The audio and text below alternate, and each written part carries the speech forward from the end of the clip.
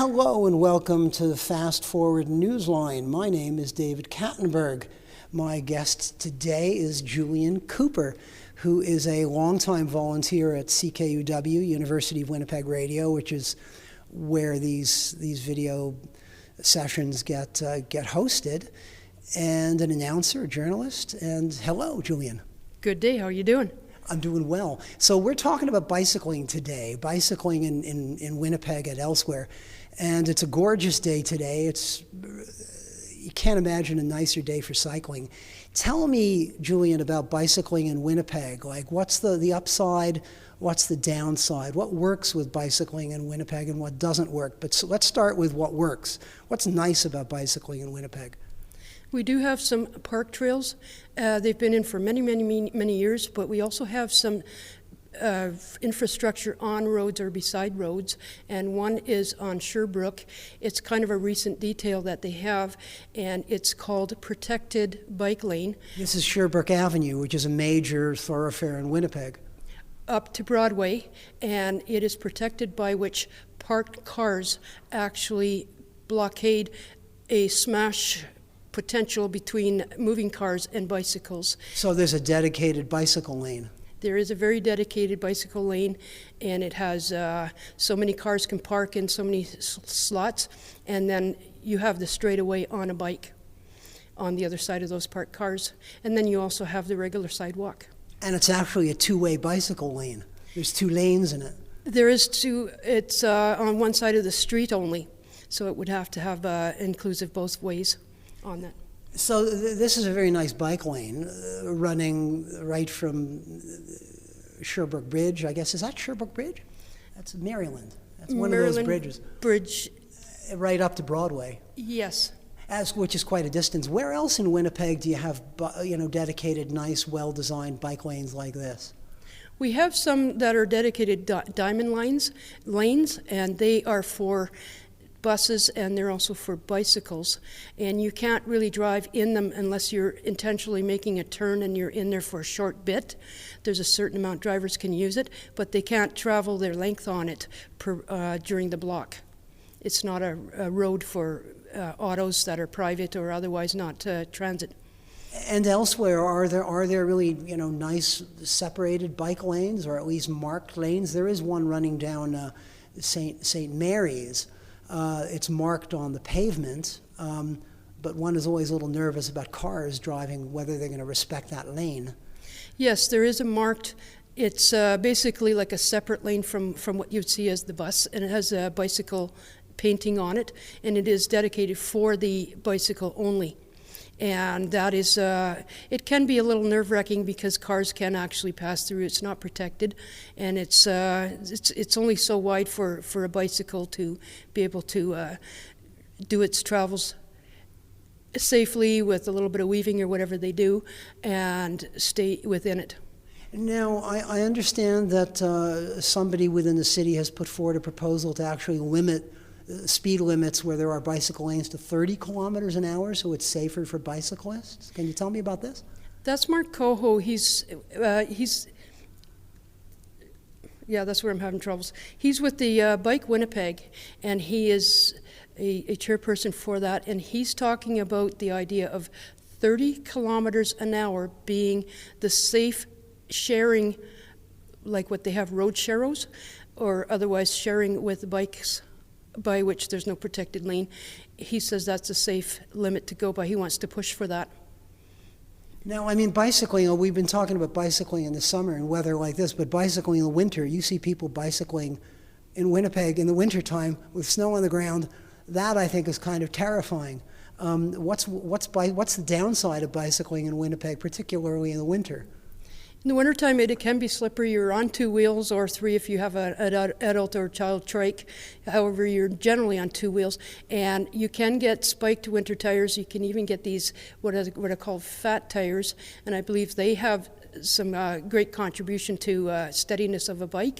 However, you're still on two wheels, and you have footprints, you have ice patches, you have various things like curbs that weren't cleaned properly, so there's snowbanks, and it can be quite treacherous. You also have the cold weather, and I don't know how anybody does it on a bike. I don't either. Yeah. Tell me about, you see cyclists, I guess, everywhere, but you do see them in Winnipeg riding their bikes on the sidewalk. I once almost got killed by stepping out of a doorway by a bicyclist racing by on the sidewalk. Yes, and I'm kind of for the idea of being on the sidewalk because the length of time you travel alongside a vehicle is only at the turn when you're on the sidewalk, and if you're careful and the drivers are careful, I kind of think it's safe. However, there are people that say it's not safe because a lot of people do weave between people or they drive too close to doors, they're going too fast on their bikes, and yes, it can be a problem, and that's why dedicated protected lanes or green space like lanes put beside roads, I've seen that.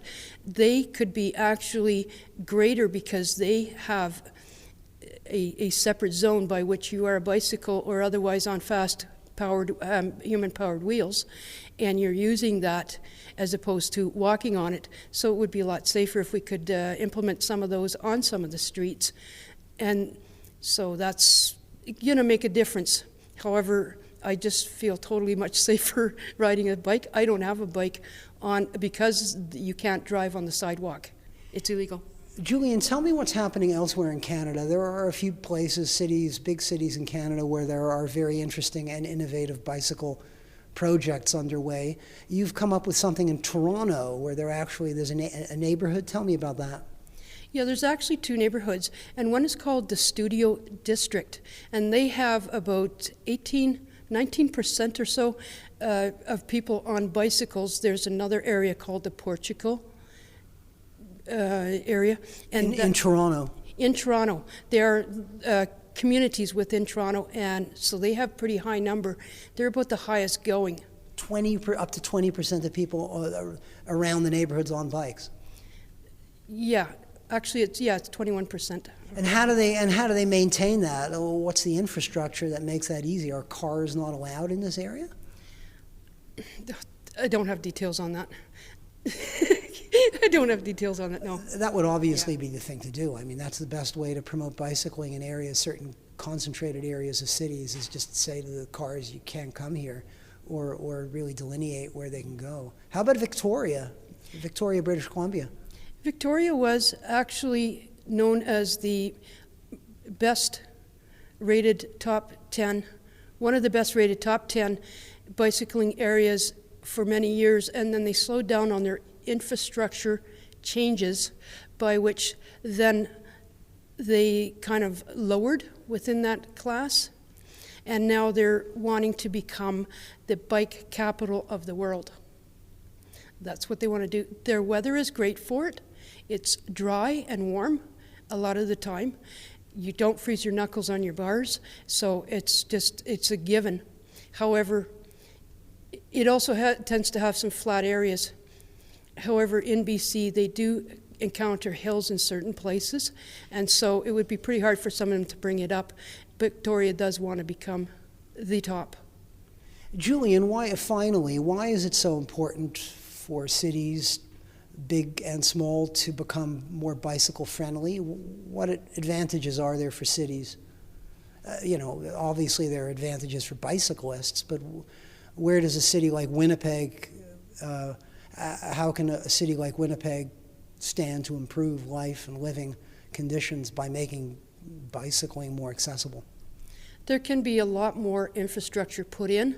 There are plans to do that. And so if they put them in so that they're protected or otherwise not inclusive with the traffic lane itself, they can actually bring up our bicycle riding rates, especially in the summer during the nice temperatures. They can bring it up, and I could see 50% people just riding on their daily commutes and their touring commutes and their shopping commutes with bicycles. There's so many ways you can have a bicycle and use it, and you can have baskets on it, you could do shopping on it. I could see 50% of people during those months. And there are plans in the works for $4.1 million to bring up the city standards on that. Here in Winnipeg? Here in Winnipeg. And there's $4 million for Pembina Highway upgrades that will include bicycle transportation, active transportation, which they call it in Winnipeg. Julian Cooper, thank you so much for joining us today. You're welcome. You've been listening to Fast Forward and watching Fast Forward Newsline. It appears each week on this webpage and in this little box. We would like to acknowledge the generous support of the Government of Canada, the Social Justice Fund of Unifor, and the Community Radio Fund of Canada. My name's Dave Kattenberg. Join us again next time. Bye-bye.